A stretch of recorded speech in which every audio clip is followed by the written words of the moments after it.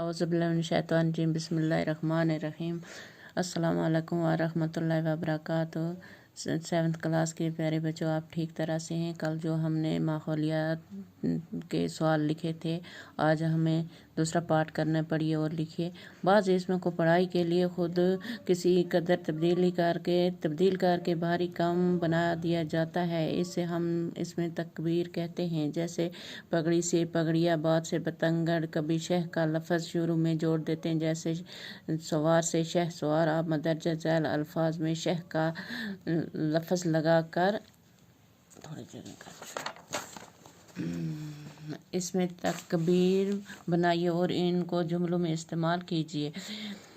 जैसे इधर लिखा है शह रग तूत बाज राह कार। इसके साथ हमें शह लगाकर बनाना है, पूरे मुकम्मल करने हैं जुमले। जैसे रग शह रग, तूत शह तूत, बाज शह बाज, राह शह राह, कार शह कार। पार्ट नंबर 2 है बाज़ औक़ात इसमें ज़रा सी तब्दीली या इजाफ़ा करके इसे मायने के एतबार से छोटा बना लेते हैं। इसे हम इसमें तस्ग़ीर कहते हैं। इसको जैसे बेटी से बिटिया, टोकर से टोकरिया। इसी तरह कुछ इसमों में चे लगा देने से भी इसमें तस्ग़ीर बन जाते हैं। जैसे बाग से बगीचा।